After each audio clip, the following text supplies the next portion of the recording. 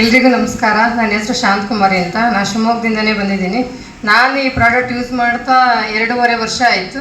ನನಗೆ kidney stone ಆಗಿತ್ತು. Nagaraj sir ಅವಕಾಶ ಕೊಟ್ಟಿದ್ದರು.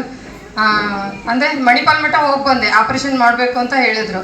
ನೋಡೋಣ, ಇದೊಂದು 2-3 ತಿಂಗಳು ಯೂಸ್ ಮಾಡೋ ಆಮೇಲೆ ಆಪ್ರೇಷನ್ ಮಾಡಿಸಿದ್ರೆ ಆಗುತ್ತೆ ಅಂತ ನಾಗರಾಜ್ ಸರ್ ಪೆಟ್ಟು ಕೊಟ್ಟರು. ಈ 2.5 ವರ್ಷದಿಂದ 16,000 ಕೊಟ್ಟು ಡಬಲ್ಲೇ ತೊಗೊಂಡಿದ್ವಿ. ಅಂದರೆ ಫ್ಯಾಮಿಲಿ ಫುಲ್ ಎಲ್ರಿಗೂ ನಮಗೆ ಯೂಸ್ ಆಯಿತು. ನನಗೆ ಕಿಡ್ನಿ ಸ್ಟೋನು ಯೂರಿನ್ ಮುಖಾಂತರ ಹೋಗಿದ್ದೆ, ನನಗೆ ಗೊತ್ತಾಗಲಿಲ್ಲ. ಬಟ್ ನನಗೆ ರಿಸಲ್ಟ್ ತುಂಬ ಚೆನ್ನಾಗಿ ಬಂತು. ನೆಕ್ಸ್ಟ್ ನನಗೆ ನನ್ನ ಮಗ 7 ತಿಂಗಳಿಗೆ 7 ಮಂತ್ಸ್ 7 ತಿಂಗಳಿಗೆ ಹುಟ್ಟಿದ. ಅವನಿಗೆ ಬೆಳಗ್ಗಿಂದ ಸಂಜೆ ಸ್ಕೂಲ್ ಸಾಕ್ಸಲ್ಲೇ ಇರಬೇಕಲ್ಲ, ಅಲರ್ಜಿ ಆಗ್ತಾಯಿತ್ತು. ಬಟ್ ಆ ಬೆಡ್ಡು ಮಲ್ಕೊಳ್ಳೋದ್ರಿಂದ, ನೀರು ಯೂಸ್ ಮಾಡೋದ್ರಿಂದ ನನ್ನ ಮಗನಿಗೆ ರಿಸಲ್ಟ್ ಬಂತು. ಮತ್ತು ನಮ್ಮ ಮನೇಲಿ ಜಾಯಿಂಟ್ ನೋವು ಇತ್ತು.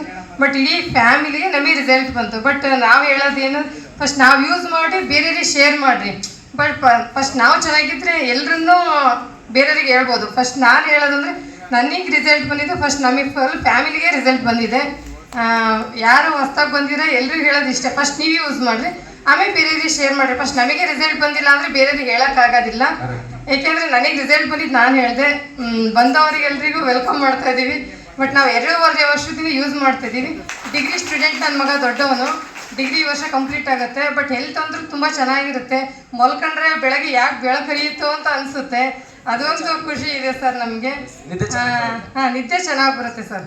ಆರೋಗ್ಯ ಅಂದ್ರೆ ತುಂಬ ಚೆನ್ನಾಗಿದೆ. ಬಟ್ ಫ್ಯಾಮಿಲಿ ಅಂತೂ ನಮಗೆ ಯೂಸ್ ಆಗಿದೆ ಸರ್.